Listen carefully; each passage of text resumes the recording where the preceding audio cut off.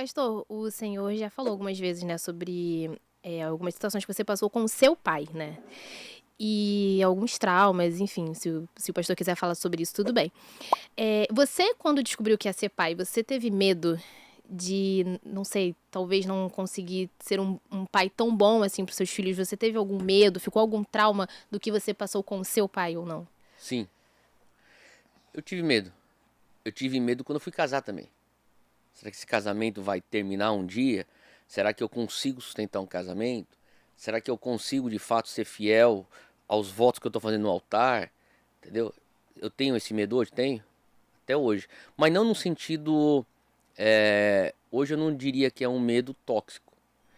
Assim como eu tenho medo de meter o meu dedo lá naquela tomada lá e levar um choque.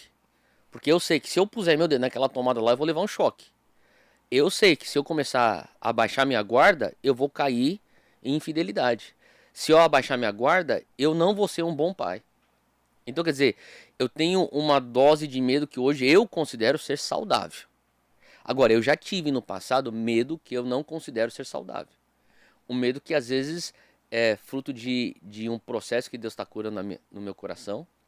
E não só por não ter sido curado, porque eu creio que eu fui curado disso, mas eu creio que existe sempre a tentativa do inimigo de capitalizar em traumas antigos.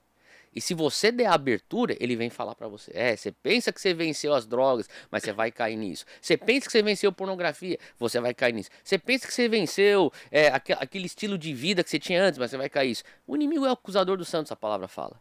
Então, constantemente, ele vai estar procurando um lugar para apontar o passado e falar assim: olha aquele teu trauma, você vai repetir isso. Então, eu comecei a aprender que sim, eu tinha medo, mas eu tinha que começar a batalhar isso na minha cabeça, porque eu já tinha superado aquilo. Eu já tinha liberado perdão ao meu pai. Eu já tinha superado dentro do meu coração que se não for pela graça de Deus, eu não vou conseguir sustentar um casamento. O pastor pode contar para quem não conhece sua história qual é o problema que você teve com seu pai em Sim, relação ao seu... de uma maneira bem resumida, assim, eu cresci numa casa onde minha mãe era pastora, e o meu pai era pastor junto com ela. Mas o motor mesmo espiritual da igreja, que hoje é a Zion, quem começou foi minha mãe que plantou a igreja, a Zion, que lá atrás se chamava Monte Sião. Então a igreja Monte Sião foi plantada pela minha mãe, e no processo do início da Monte Sião, meu pai, que era seminarista, apareceu lá e curioso para ver o que Deus estava fazendo. Tinha um mover de despertamento espiritual acontecendo nas reuniões que minha mãe estava liderando, e eles se conheceram, começaram a namorar, noivaram, casaram. Mas a igreja sempre olhou minha mãe como a pastora, e sim, ele foi ordenado pastor, pastoreavam juntos a igreja. Mas desde pequeno eu comecei a ter uma um entendimento que tinha alguma coisa errada em casa. Assim, eu não saberia falar pra você, foi aquele episódio, aquilo. Mas eu lembro que, especialmente com 5, 6 anos de idade, eu já tinha essa consciência. Tem algo errado aqui em casa. E esse algo errado tem a ver com o meu pai não vivendo aquilo que ele prega. E depois de 6, 7 anos, eu fui começar a entender a vida dupla que ele estava levando.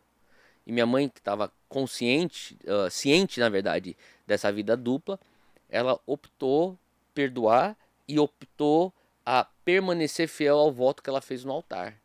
Então, quando tudo veio à tona, e o escândalo da vida dupla dele, do adultério e tudo mais, foi um posicionamento que ele tomou de falar assim: eu quero abandonar, eu não quero restauração.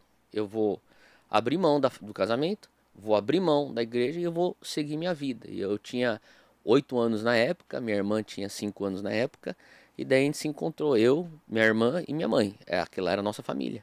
E minha mãe, desde os meus 8 anos de idade, sempre falou para mim: você vai ser um excelente pai. Você vai ser um excelente marido. Então, quer dizer, ao passo que o inimigo vem e traz acusação, o Senhor também provê de pessoas que estão repetindo a palavra de Deus para você. E nesse caso, para mim, foi minha mãe. Ela que foi minha maior encorajadora, falando assim: você vai casar e você vai ser feliz no teu casamento. E o teu casamento vai ser diferente daquilo que você viu na vida do teu pai. E você vai ser um bom pai. Os teus filhos vão amar você. E você vai ser um pai que vai conseguir cumprir aquilo que é o dever do pai. Então, quer dizer, eu tive então esse incentivo, mas eu estaria mentindo para você se não passou na minha cabeça o medo. Lógico que passou.